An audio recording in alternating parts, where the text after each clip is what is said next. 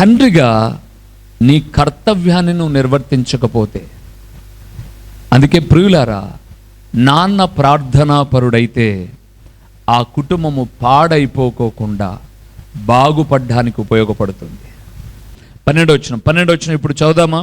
పరిచారకులు ఏకపత్ని పురుషులను తమ పిల్లలను తమ ఇంటి వారిని బాగుగా ఏలువారై, అంటే పాలించువారై. ఇది వరకు మీకు చెప్పాను ప్రియులారా, ఏ కుటుంబంలో ఏ పొరపాట్లు జరిగినా who is the responsibility in family అని అంటే తండ్రేనండి బాధ్యత. నా పిల్లలు తప్పు చేశారా, నేను నా భార్య మీద కోప్పడొచ్చు, కానీ నేను ఎక్కడో నమ్మి మోసపోయానేమో, నేను ఎక్కడో నిర్లక్ష్యం వహించానేమో. సో బాధ్యత మాత్రం తండ్రిదే. బైబిల్ గ్రంథం ఆది కాండము నుంచి ఆదాము మొదలుకొని చివరి వాడైనటువంటి పత్రిక రాసిన యోహాను వరకు చూస్తే, ఎప్పుడు కుటుంబ విషయాల గురించి దేవుడు లెక్కడగవలసి వస్తే ఆయన అడిగింది ఎవరిని? యజమానుణ్ణి. ఆదాము ఎక్కడున్నావు అన్నాడా? అవ్వ ఎక్కడున్నావు అని అడిగాడా? ఆదాము ఎక్కడున్నావు అన్నాడు. నీ ఇంటి వారి కొరకు ఓడను సిద్ధపరచుకో అని నోవాహుతో చెప్పాడా? నోవాహు భార్యతో చెప్పాడా? అబ్రహాము నీ సమస్తాన్ని వదిలిపెట్టి నన్ను వెంబడించు అని అబ్రహాముతో చెప్పాడా? శారముతో చెప్పాడా? మోసగాడు అనే పేరు యాకోబు ఉంటే అతని మార్పును బట్టి ఇస్రాయేలు అని అతన్నన్నాడా? ఆయన వెనకముడితో వచ్చిన భార్యలను అన్నాడా? ఎక్కడైనా మీరు చూడండి, బైబిల్ గ్రంథ చరిత్రలో తండ్రి రెస్పాన్సిబిలిటీ పర్సన్. నీ కుటుంబం పాడైపోవాలన్నా బాగుపడాలన్నా, ఇంకా నేను ఇలాగ అంటున్నాను పచ్చిగా, మగవాడివైన నీవు మగాడిలాగా బ్రతకపోతే, కొంగుచాటు కృష్ణుడివై అంటే ఇలాగ అంటున్నాడు, తప్పుగా అనుకోకు, భార్య కొంగు పట్టుకొని తిరుగుతూ ఉన్నావు అని అంటే నువ్వు అస్సలకి ఎప్పుడు జీవితంలో సక్సెస్ అవ్వలేవు. నీ భార్యను ప్రేమించు, గౌరవించు, గుండెల్లో పెట్టుకొని చూసుకో, కానీ కుటుంబ పగ్గాలు మాత్రం నీ చేతిలోనే ఉండాలి. నిన్ను అడిగినప్పుడు మీ అమ్మని అడుగుపోరా అనే దానికన్నా ముందు దేవుణ్ణి అడుగుదాం, కుటుంబ ప్రార్థనలో అందరూ కలుసుకొని డిస్కషన్ చేసుకుందాం అంటే ఇంకా చాలా బాగుంటుంది. కానీ ఈరోజు భర్త స్థానాన్ని పూర్తి చేయడంలా, భర్తలు ఎంతసేపు ఉన్నా కూడా భార్యకు అప్పగిచ్చేసామన్నట్టుగా పూర్తిగా చాలా కుటుంబాలు ఎలాగ తయారైపోయాయంటే, మీ అమ్మ వస్తే తంతుందిలే అంటున్నారే తప్ప నువ్వెందుకు తనలేవురా? నేను అంటాను, మీ అమ్మ వస్తే తంతుందిలే అంటున్నావు, నువ్వెందుకు తన్నావు అంటే నువ్వు భార్యని అంటావా? తప్పు కదా అది. ఏరా అని గద్దించడానికి నీకు రైట్స్ లేవా? గుర్తుపెట్టుకోండి, తండ్రి చాలా, అందుకే ఇది వరకు ఒకసారి చెప్పాను, హస్బెండ్ నాట్ ఎయిర్ బ్యాండ్. ఆయన ఒక రబ్బర్ కాదు సాగడానికి, కానీ హస్బెండ్ అనేవాడు వెంట్రుకలన్నీ చిక్కుగా బాగా తలారించుకున్న తర్వాత ఒక్క బ్యాండ్ వేస్తే అన్ని కుచ్చు ఎలాగుంటాయో, భర్త అనేవాడు అందరినీ తన గుప్పెట్లో పెట్టుకొని ఉండాలి. ప్రేమించు, గుండెలకు హత్తుకునేలాగా ప్రేమించు, కానీ వితౌట్ నీ పర్మిషన్ లేకోకుండా నీ ఇంట్లో ఏ కార్యం జరగకూడదు. అదేదో బానిసత్వం అనుకోమాకండి. ఎందుకంటే నువ్వు బాధ్యత కలిగిన తండ్రిగా నీ కర్తవ్యాన్ని ఈ విషయాన్ని నువ్వు ఇప్పటికే మీ నాన్న ద్వారా నేర్చుకోవాలి. ఒకవేళ మీ నాన్న ద్వారా కాకపోతే పరమ తండ్రి అయిన దేవుని ద్వారా అయినా నేర్చుకోవాలి. ఇంకా చెప్పాలంటే దైవజనుడు అయినటువంటి ఆత్మీయ తండ్రి ద్వారా అయినా నేర్చుకోవాలి. నేను నా భార్యను ప్రేమిస్తాను, నా భార్యకు ఒక సుస్థిరమైన స్థానం ఇస్తాను, కానీ నా సేవ మీద, సంఘము మీద తన ఆధిపత్యానికి నేను ఒప్పుకున్నాను అంటే ఆ రోజు నేను చచ్చానని అర్థం. ఒప్పుకోను నేను. చాలామంది అనుకుంటారు అక్క చెప్తే జరగచ్చులే అనుకుంటారు. అక్క చెప్పిన డిసిజన్ మాత్రం ఇక్కడి నుంచి రావాల్సిందే. లేకపోతే ఆమె చెప్పింటే ఏమైనా వాళ్ళని అన్నారేమో అంటారు. అంత కుంచిత్తు బుద్ధి కలిగినటువంటి భార్యలోడుని కాదు నేను సేవలోకి వచ్చిన తర్వాత ఎన్నో కుటుంబాలను చూసి నా కుటుంబ విషయంలో, భార్య దాంపత్య జీవితంలో ఒక నిక్కచ్చైన మార్గాన్ని నా ప్రభువును మాదిరిగా పెట్టుకున్న వ్యక్తిని నేను. నా ఇంటి వరకు ఏమైనా, ఒకవేళ నా భార్యకు నేను అన్ని ఆధిక్యతలు ఇస్తానేమో, కానీ నా దేవుని ఇంటిలో మాత్రం ఆయన తర్వాత నా ఆధిక్యతే ఉంటుంది. కారణం ఏంటంటే, సేవకుడిగా నన్ను పిలుచుకున్న తర్వాత నా అడుగుజాడలు వచ్చిందే తప్ప ఆమెను పిలిస్తే నేను సేవకుని కాల. అలాగే నిన్ను బట్టి నీ భార్యను గౌరవించాలి. నీవే సరైనవి కాకపోతే నీ భార్యకు గౌరవం రాదు. ఇప్పుడు నీ చేతిలో ఉంది, బాల్ నీ కోట్లో ఉంది, మార్పు చెందు. అమ్మి వినదున్నా, అమ్మి అంతేనా, అప్పుడు ఒక పని చేయి. అమ్మి వినదు, నీ భార్య వినదు కాబట్టి ఆమెకు ఖచ్చితంగా ఒక 10-15 జతలు గాజులు ఉంటాయి, నువ్వు కూడా ఒక 2 జతలు వేసుకో. వింది కదా, నువ్వు కూడా 2 జతలు వేసుకో. అన్నీ డజన్ నీకే వద్దు, నాకు కూడా ఒక డజన్ అని చెప్పి నువ్వే వేసుకో. ఆ అమ్మాయికి ఒక వాచ్ కొనిగి, నువ్వు గాజులు వేసుకోవద్దని చెప్పి వాచ్ కొనిగి. యజమానుడా నిన్నే అడుగుతాడు లెక్క. తండ్రి ఏం చేయాలన్నాడు? కుటుంబాన్ని పరిపాలించాలి. మరి మేమేం చేయాలి? పేపర్ తిప్పుదాం. ఇప్పుడు తిమోతికి రాసిన మొదటి పత్రిక 5వ అధ్యాయము 13-14 చదువుదామా? 13-14 చదువుదామా? వారు ఇంటింట తిరుగులాడుచు బద్ధకురాని రగుటకు మాత్రమే గాక ఆడరాని మాటలాడుచు వదరుబోతులను పరుల జోలికి పోవారు నగుటకు నేర్చుకొందురు. కాబట్టి ఎవరమ్మా ఇల్లు? పెళ్ళైన అమ్మగారులు వినండి. యవ్వన స్త్రీలు అంటే పెళ్లిగానోళ్ళు కాదు, పెళ్ళైనోళ్ళ గురించి. వివాహము చేసుకొని పిల్లలు కూడా కని గృహ పరిపాలన జరిగించుచు నిందించుటకు విరోధికి అవకాశం ఇయ్యకుండవలనని మీ పనేంటి? 13 వచనం చదువుతున్నాను నేను, వినండి. బద్ధకురాన్ రగుచు.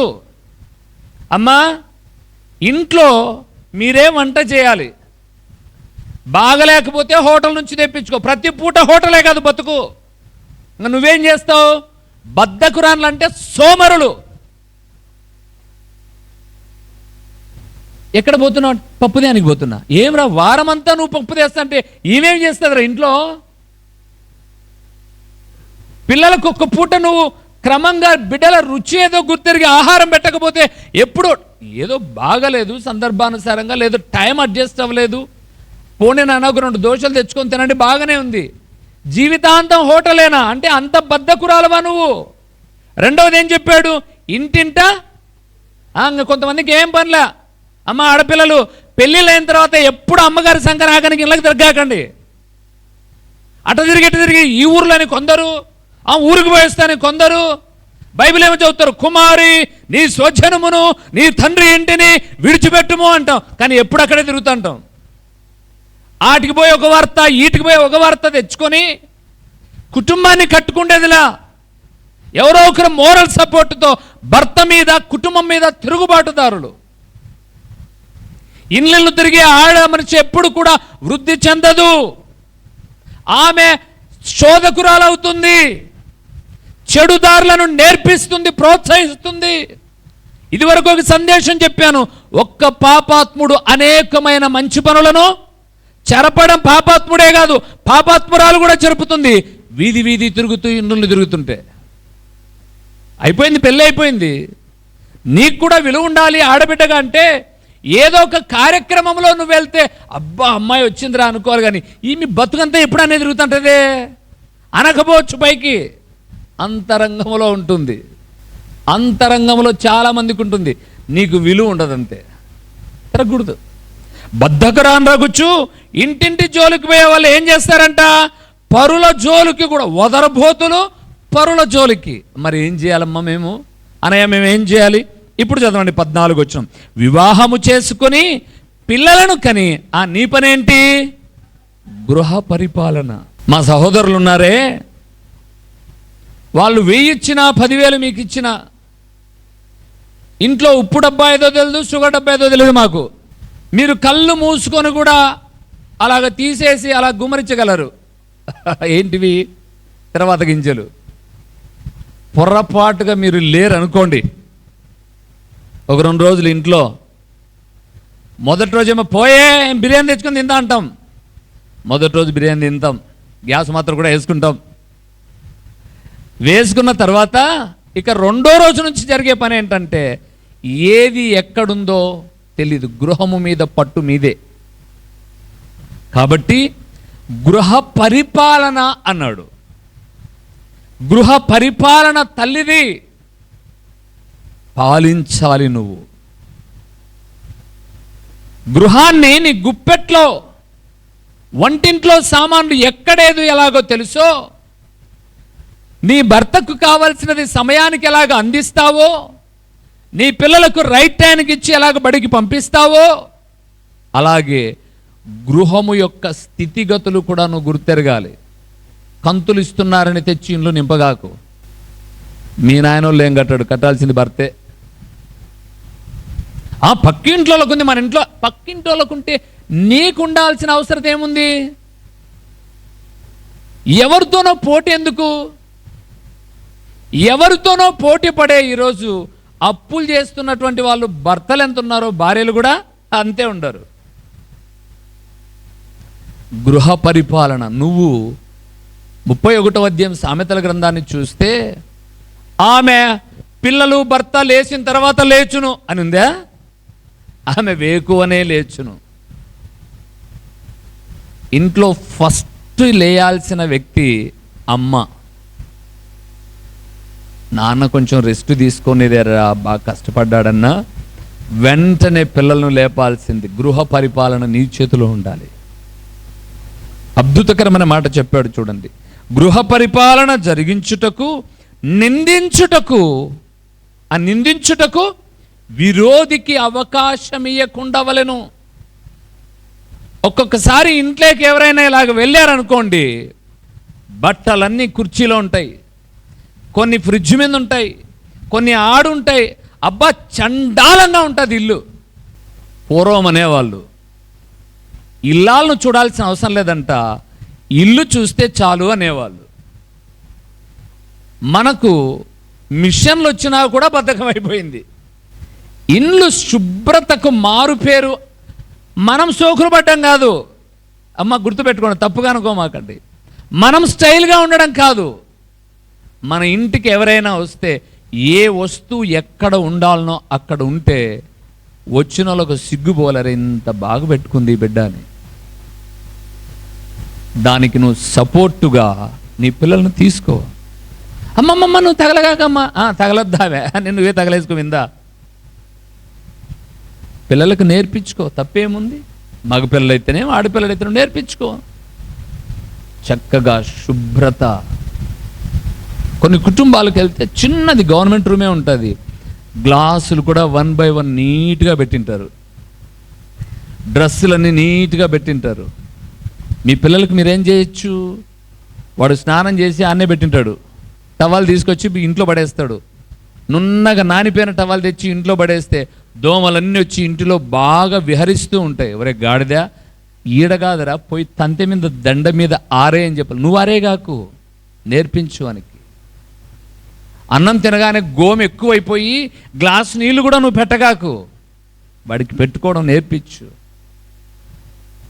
ఇంకా వీలైతే గిన్నె కూడా కడిగి కబోర్డ్లో పెట్ట గాడిదే అని చెప్పు. మనం గోము, కానీ మన అమ్మోళ్ళు అట్లా పెంచలే మనల్ని. మన అమ్మోళ్ళు మీరే ఆలోచన చేయండి. ఒక వయసులో ఒకప్పుడు బాల్యంలో ఉన్నాం మనం. తిన్న తర్వాత మన ప్లేట్ మనమే కడుక్కున్నాం. మీరు కడుక్కున్నారు లేదు, మేము కడుక్కున్నాం. రేపొద్దున మీ పిల్లలు హాస్టల్లో చేరతారు, అప్పుడు అమ్మా నాన్న రోజుకు ఒకసారి వెళ్ళి సాయంత్రం ఇప్పుడు బోకులన్నీ కడిగిచ్చేస్తారండి. వాళ్ళే కడుక్కోవాలి, వాళ్ళే శుభ్రంగా కడిగి గిన్నె ఎత్తి పెట్టుకోవాలి ర్యాక్లో. మధ్యాహ్నం వచ్చి మళ్ళీ ఒకసారి అట్లా కడుక్కొని అన్నం పెట్టించుకోవాలి. ఎప్పుడు మన దగ్గరే ఉండరు కదా పిల్లలు. చదువులు నిత్యం బయటికి వెళ్ళాల్సిన రోజులు రావచ్చు. ఇక్కడ నువ్వు గోన్ చేస్తే అక్కడ ఎండగాలుతాడు, టయానికి తినలేడు. ఇంకా 10 మందిలో తినడం నేర్పించండి పిల్లలకు. ఇవన్నీ నీ గృహ పరిపాలన కిందికి వస్తాయి. నువ్వే మొదటి గురువు. మంచి విషయాలు, కష్టపు విలువ కూడా తెలియచేయండి పిల్లలకు. ఇప్పుడు మేమేం చేయాలి? కుర్రోళ్ళు యవనస్తులంతా వెనక్కి మళ్ళీ పేపర్ వద్దాం, 4వ అధ్యాయానికి వద్దాం. తిమోతికి రాసిన మొదటి పత్రిక 4వ అధ్యాయము 11-12 వచనాలు చూద్దాం. 11-12 వచనాలు. మేమేం చేయాలన్నా? యవనస్తులారా, పిల్లలారా వినాలి. 4:11-12. నీ యవ్వనమును బట్టి ఎవడును నిన్ను తృణీకరింపనీయకము గాని మాటలోను, ప్రవర్తనలోను, ప్రేమలోను, విశ్వాసములోను, పవిత్రతలోను, విశ్వాసులకు నీ వయసు వచ్చిన తర్వాత గాడిద కట్టు పెరిగెర్రాయుడు, ఈయనకి బుద్ధి లేదు, ఈమెకి బుద్ధి లేదు అనిపించుకోవద్దు. అది తృణీకారం అంటే. ఏంటికిరా నువ్వు పెరిగావు, అడవిలో తాటి చెట్టు పెరిగింది, గాడిద అనిపించుకోకూడదు. నీ యవ్వనమును బట్టి ఎవడు నిన్ను తృణీకరించకూడదు. సంస్కారము తెలియాలి నీకు. గుణగణాలు మంచిగా అమ్మా నాన్నను చూసి నేర్చుకోవాలి నువ్వు. అమ్మ ఎవరితో ఎలాగ మాట్లాడుతుంది, నాన్న ఎట్లా మాట్లాడతాడు, ఇవి గమనించాలి. గమనించిన తర్వాత నువ్వేం చేయాలి? మాటలోను. నేర్పరితనం ఎక్కడ? మాటలోను. మనిషి సంఘజీవి. మనం ఉన్నప్పుడు 10 మంది అందరితో మాటలు, యవన బిడ్డలు ఉన్నారు కదా మీరు, ప్రేమగా సంఘానికి వచ్చే వాళ్ళందరితో పలకరింపు మాటల్లో కనపడాలి. దేవుడు చెప్పిన మాట అది పరిపాలన విధానం. ఎందుకు తెలుసా? ఇక్కడ రోజు వారం కనపడే వ్యక్తులతోనే మాట్లాడడం రాకపోతే రేపొద్దున నువ్వు చదువుకొని విదేశాలకు వెళ్ళిపోయిన తర్వాత ఎవరితో మాట్లాడకుండా మూడిగా ఉన్నావు అనుకోండి, ఒకరోజు నీకు విరక్తి చెంది చచ్చిపోతావు ఆత్మహత్య చేసుకొని. వ్యక్తిత్వాలు పంచుకోవాలి, మాట్లాడాలి, మాటలు జాగ్రత్తగా మాట్లాడాలి, వ్యంగ్యమైన మాటలు ఉండకూడదు. మాట్లాడాలి. ఎంతసేపు అమ్మా నాన్నతోనే మాట్లాడామనుకోండి, రేపొద్దున బయటికి వెళ్ళిన తర్వాత అమ్మా నాన్నని దగ్గర ఉండరు. అప్పుడు ఎవరితో మాట్లాడాలో తెలియకపోయినప్పుడు, విరక్తి చెందినప్పుడు ఇమీడియట్గా అపవాది చెప్పేది ఏంటంటే, ఏం బతుకుపోయి దుంకి సావు అంటానంటే డబేల మంది దుంకి చేస్తావు. మాట్లాడాలి. యవనుడా, యవనస్తురాల తృణీకరించనీయకు, మాట్లాడాలి. సంఘములోని బిడ్డలతో, సమాజములో మన అమ్మా నాన్నే కాకుండా మన అత్త మామ ఇంకా కుటుంబ సభ్యులు ఉంటారు, వాళ్ళతో వెళ్ళి మాట్లాడండి.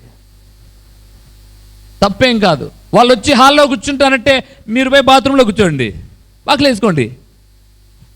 బెడ్రూమ్ కూడా వద్దు, బాత్రూంలో కూర్చోండి. నెత్తని రాయి పెట్టుకోండి, ముక్కుతా అన్నాడు, ఇంకా ఏం మాట్లాడద్దు. మీ రక్త సంబంధికులతోనే మాట్లాడకపోతే బయట వాళ్ళతో ఇంకేం మాట్లాడతారు మీరు? వాళ్ళు వచ్చినారు, ఆడపిల్లలు, మీరు అత్తే ఉంది, లేకపోతే చిన్నమ్మో పెద్దమ్మో ఎవరో ఉన్నారు, మీ ఇంటికే వచ్చారు, మీరు వెళ్ళి వాళ్ళ ప్రక్కన కూర్చోండి. ఎట్లుంటుందో ఇక్కడ రాదు మీకు స్థానం. ఆడపిల్లలుగా మగపిల్లలు ఉన్నారు, అటువైపున ఉన్నటువంటి వాళ్ళు ఏంటన్నా సంగతిని ప్రక్కన పోయి కూర్చోండి, ఎట్లుంటుందో పిల్లలకు నేర్పించండి అమ్మా. మాటలోను. రెండవది ప్రవర్తనలోను. పాఠశాలకు వెళ్తూ ఉంటాం, కాలేజీకి వెళ్తుంటాం, వస్తుంటాం. మన కంటికి చాలా అందంగా ఉండేటటువంటివి లేదా ఆకర్షించేటివి చాలా కనపడతాయి. మన ప్రవర్తన జాగ్రత్తగా ఉండాలి. కనపడిన చాటే ఆగిపోయావంటే నీ గమ్యం చేరలేవు. నీ ప్రవర్తన చాలా జాగ్రత్తగా ఉండాలి. ఆడపిల్లలు మగపిల్లలతో మాట్లాడేటప్పుడు, మగపిల్లలు ఆడపిల్లలతో మాట్లాడేటప్పుడు పైనుంచి పెదాల్లో మాత్రం అన్న అనకూడదు. ఇక్కడ నుంచి సంఘానికి వస్తున్నటువంటి ఈయన మా అన్న, ఈయన నా చెల్లెలు, ఆ భావన రావాలి. మా అక్క, మా అన్న, ఆ భావన రావాలి. సేవకునిగా మమ్మల్ని చూసినప్పుడు మా ఆత్మీయ తండ్రి, ఆ భావనే రావాలి. మిమ్మల్ని చూసినప్పుడు మాకు అదే భావనే కలగాలి. ప్రవర్తన బాగలేకపోతే పరిస్థితులు తారుమారైతాయి. మాటలోను, ప్రవర్తనలోను, ఆ తర్వాత ప్రేమలోను. చూపేటటువంటి ప్రేమలో నిజాయితీ ఉండాలి. ఈ లోకం చాలామంది మిమ్మల్ని చాలా రీతులుగా ఆకర్షిస్తుంది. ఇది ప్రేమ అని అనుకుంటారు మీరు. కాదు, లోకం ఆకర్షించేదంత ప్రేమ కాదు. ప్రభువు చూపిన ప్రేమ గొప్పది. ప్రేమ ఎప్పుడు నీకు ఇవ్వడానికి త్యాగం చేస్తుందే తప్ప ప్రాణం అర్పించిన క్రీస్తు ప్రేమ అది. లోకంలో ఉన్నటువంటివన్నీ కూడా ఇప్పుడు సోషల్ మీడియాను చూసి ఆ రకరకాలైనటువంటి కథలు కలకాలు అల్లించుకొని సినిమా పీకులు పంపించుకొని ఇదే లవ్ అనుకుంటున్నారు. ఆ వేడి పొంగు కాస్త పోయిన తర్వాత ఇంకా ప్రేమ ఉండదు. ఇక్కడ ప్రేమించుకుని పెళ్లి చేసుకున్న వాళ్ళు ఎవరైనా ఉంటే, ప్రేమించుకొని పెళ్లి చేసుకున్న తర్వాత ఎందుకు చేసుకున్నాను రా అని నరకం అనుభవించిన రోజులు కూడా ఉంటాయి మీకు వేడి పొంగులో. కానీ దేవుడు మిమ్మల్ని దర్శించి మీ మనసులు మార్చిన తర్వాత ఈరోజు మీరు దంపతులుగా బాగుండొచ్చేమో. గుర్తుపెట్టుకోండి, చెప్పండి పిల్లలకు ప్రేమ గొప్పతనం. నేను ఇంకా అంటాను, మీరు మీ అమ్మను ప్రేమించి, మీరు మీ నాన్నను ప్రేమించి, వాళ్ళు మిమ్మల్ని ప్రేమించి, బయట ప్రేమలు పిల్లలు వెతుక్కోవాలి. ప్రేమలోను, తర్వాత విశ్వాసంలోను. చర్చికి మా అమ్మ రమ్మంటే వచ్చినాంబా మేము, రే ఇంట్లో ఏం చేస్తావారంటే వచ్చినాంబా మేము. విశ్వాసాన్ని పెంపొందించుకోవడానికి రావాలి.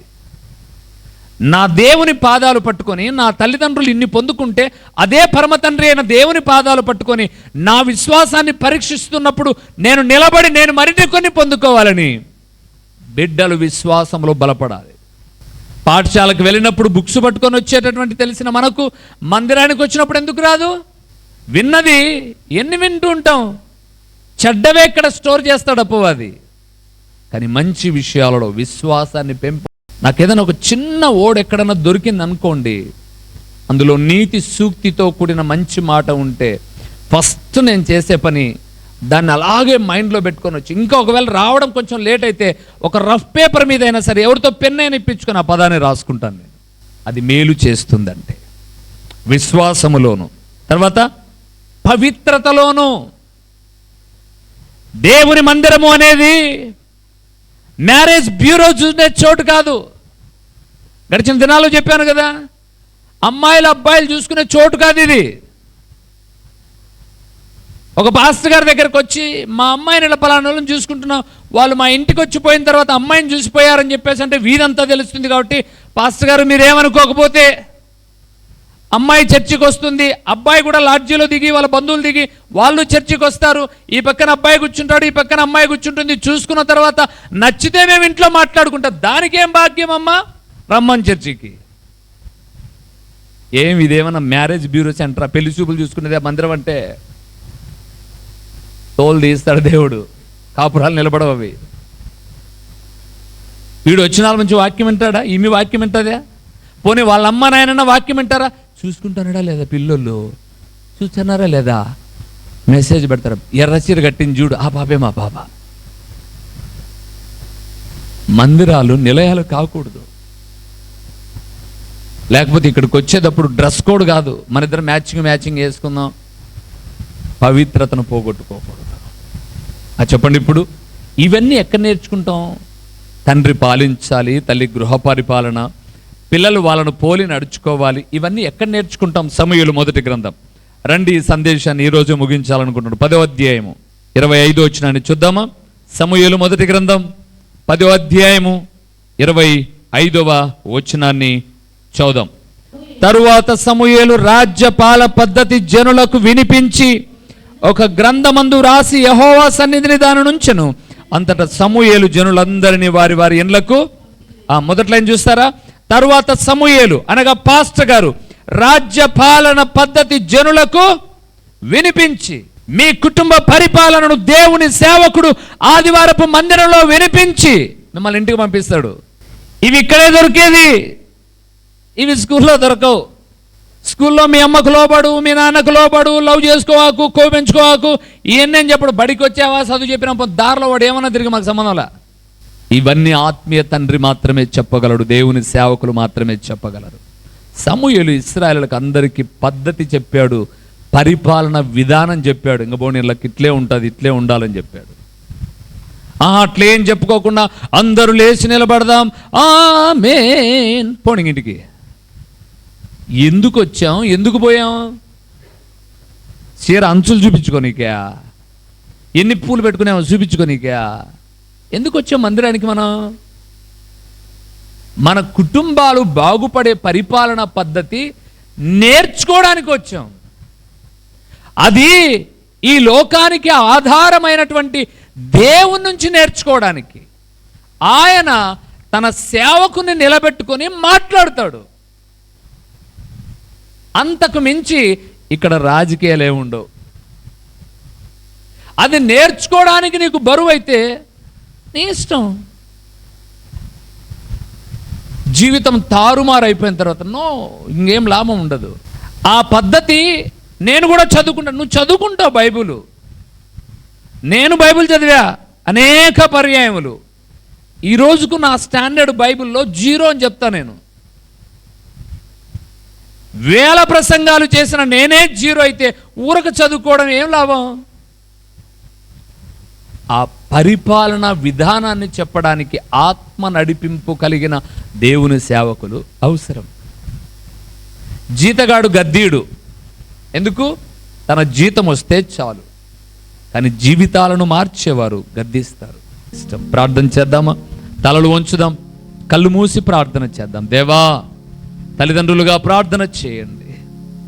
భర్తగా నా కర్తవ్యాన్ని నేను మర్చిపోతున్నానేమో. చూసి చున్నట్టుగా భార్య బాధపడుతుందని అంటే దేవుడు బాధపడినా పర్లేదా? తప్పు. దేవుడు సంతోషపడితే మీ దాంపత్యం బాగుంటుంది, మీ పిల్లలు కుటుంబాలు బాగుంటాయి. ఒకసారి ప్రభు ఎదుట మిమ్మల్ని మీరు పరీక్షించుకొని, కుటుంబంలో యజమానురాలుగా నేనేం చేస్తున్నాను? సోమరిదాని మాదిరి ఉన్నావా? ఇంకెప్పుడు మారుతావు? ఇప్పటికే పిల్లలు, కుటుంబం, జీవితం మారమా? మనం జాగ్రత్త పరచబడదాం. పిల్లలారా, మిమ్మల్ని ఆకర్షించేవి ఏవి ప్రేమలు కాదు. మిమ్మల్ని ఆకర్షించే ఏ ఫోను మీకు మేలు చేయదు. కానీ మీరు గమ్యం చేరుకున్నారనుకోండి, తగిన సమయంలో మీకు విద్య, మంచి వస్త్రాలు అందించిన మీ తల్లిదండ్రులు మంచి భర్తనో మంచి భార్యనో తేరా తప్పక తెస్తారండి. మీ మంచి కోసం వాళ్ళు ఎన్నో త్యాగాలు చేసినప్పుడు మీకు ఎందుకు మేలు చేయరు? ప్రార్థన చేద్దాం. ఈ విషయాల్లో నేర్పరితనమే నాయన, సోమరితనాన్ని తీసే తండ్రి అని అడుగుదామా? ప్రార్థన చేద్దాం. మహోన్నతుడవైన దేవా, మనోహరుడవైన మా పరలోకపు తండ్రి, నీ ప్రియ కుమారుడైన యేసుక్రీస్తు వారి ద్వారా మీ పాద సన్నిధికి వస్తూ ఉన్నాము నాయన. కుటుంబాలు పాడైపోతున్నాయి, వ్యక్తిత్వాలు పాడైపోతున్నాయి. కారణం వాక్యపు గద్దింపు వద్దు, హెచ్చరింపలు వద్దు. మాకు స్వేచ్ఛ కావాలి, మా ఇష్టానుసార జీవితానికి అడ్డుగా ఎవరు ఉండకూడదు అని. కానీ అలాంటి స్థితిలో బహుశా వాక్యమైన బిడ్డలు లేరేమో. వారిని దర్శించిన ఆయన కుటుంబ పాలన విషయంలో, వ్యక్తిగత పోరాట జీవితంలో మేము నేర్చుకుంటున్న మీ మాటలకు విధేయులమై, కృతజ్ఞులమై, మేము ఏర్పరచుకున్న రంగాలలో రాణించడానికి కృపనివ్వండి. ఓ తండ్రి, ప్రకటించిన పరలోకపు సంగతులు వ్యర్థముగా పోకుండా సారవంతమైన నేలను పడిన విత్తనం వలె 30 60 100 ఫలింపచేసి మీ ఘననామానికి మహిమ, ఘనత, ప్రభావములు మీరు కలుగు చేసుకొనుమని, ఈ వాక్యాన్ని నీరు కట్టి ఫలింపచేయమని, నీ బిడ్డలందరినీ స్థిరపరచి బలపరచుమని యేసు నామములో అడిగి పొంది ఉన్నాము తండ్రి.